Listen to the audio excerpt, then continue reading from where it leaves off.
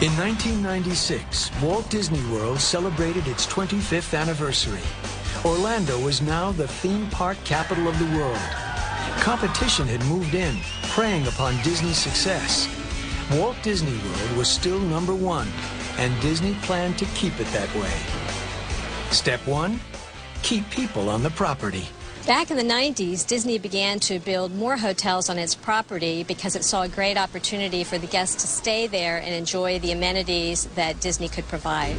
They also realized that large numbers of visitors were coming to Orlando and staying off property. So Walt Disney World added all kinds of rooms and resorts.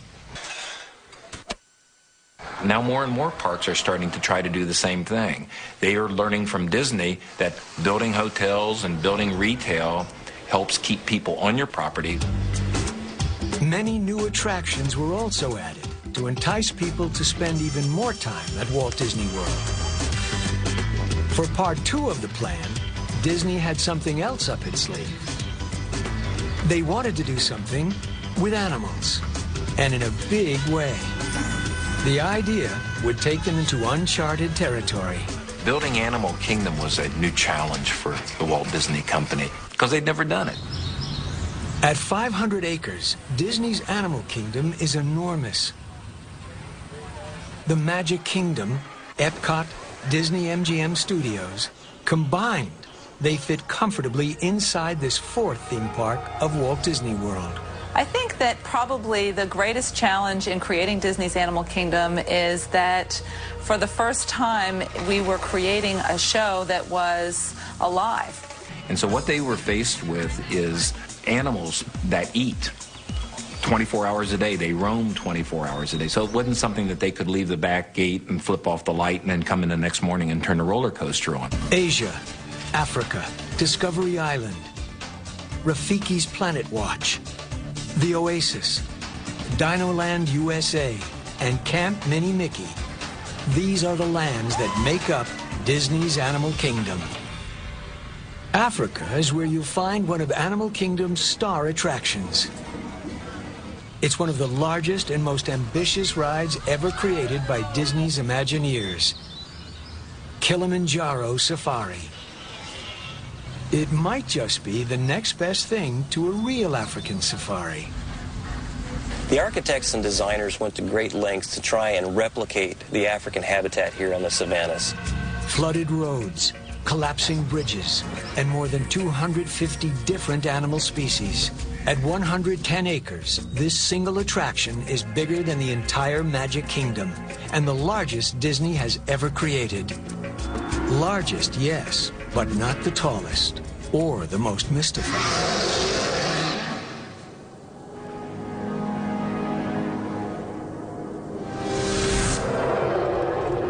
Rising nearly 200 feet into the clouds, Expedition Everest is a high-speed scramble through the caverns and shadows of the Himalayan unknown. It ends in a nose-to-nose encounter with the guardian of the mountain, the legendary Yeti.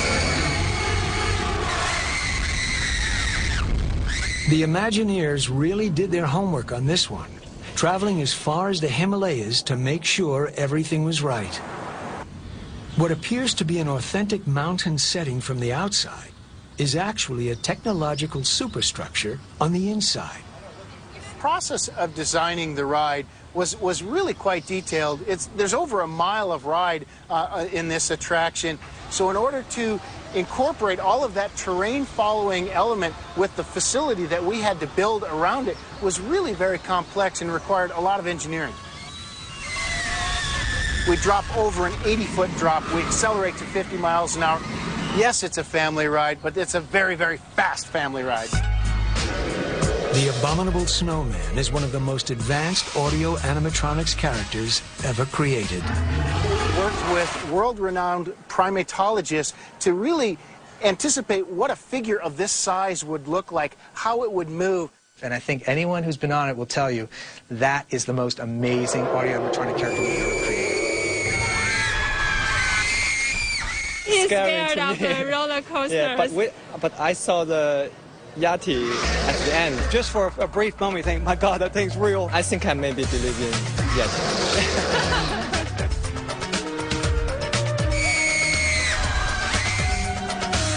But the Yeti isn't the only monster in the park. There's primeval forests, a mad dash through time, and a giant man-eating Carnosaurus at Dinosaur. The dinosaurs, they don't just stand there, but they just jump at you, and it just made us all jump back. The idea was to put you in a place which was totally alien, surround you with sights and sounds and smells in a way that's very disorienting.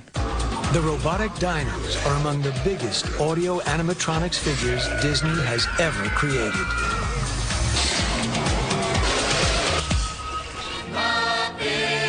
With thrills well in hand at Animal Kingdom, it was time for Pixar to come into the picture again. With Finding Nemo the Musical, a live stage show that brings the undersea world of Nemo to life in a whole new way. We bring the action into the audience, a very interactive experience. We have performers that go out into the audience and interact in the theater. We have performers that fly overhead, and we have performers that pop out of unexpected places. Innovative lighting, sound, and special effects transform this enormous stage into an enchanting undersea environment. I really felt like I was underwater with these guys. I felt like I was in the movie. The show's leading characters are played by live performers who work hand in hand with larger-than-life puppets. The actors in this production have to be amazing. Not only do they have to sing and dance, but they have to be able to puppeteer. We train the actors just to keep a little life in there, like they're suspended in water, and then when they swim to really amp up that. We have closed eyes, and we have half eye. And sometimes we talk to each other. We're ready to go.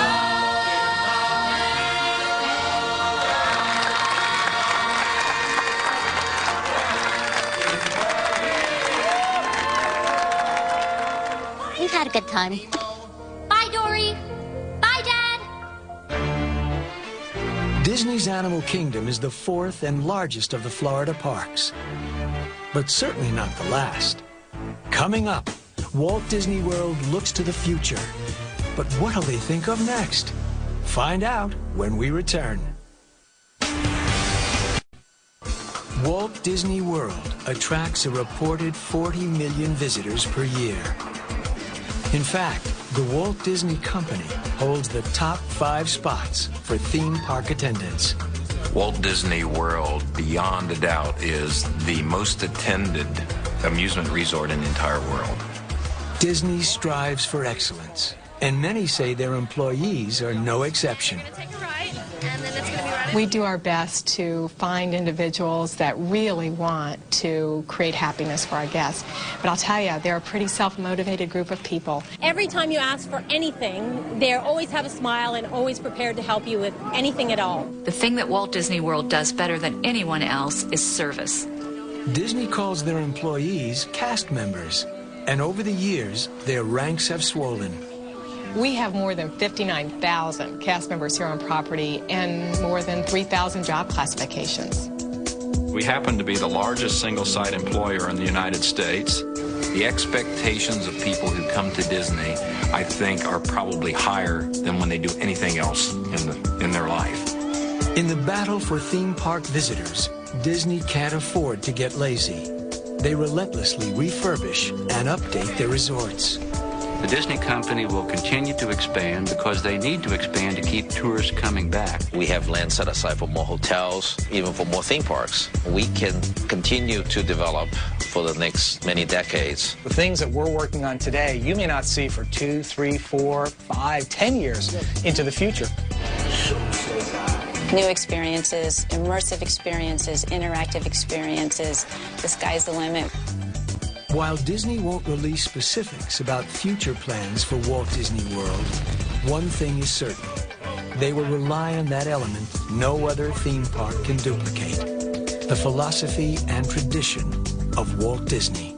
This place is not a normal theme park. It's a world. It captures magic and brings it to life here, and nothing else can do that. I don't think Walt Disney World will ever be complete. There is enough land there for us to dream up new ideas and keep evolving the park for generations to come. What would Walt say if he saw Disney World today? He would look around and he'd say, "What took you so long?"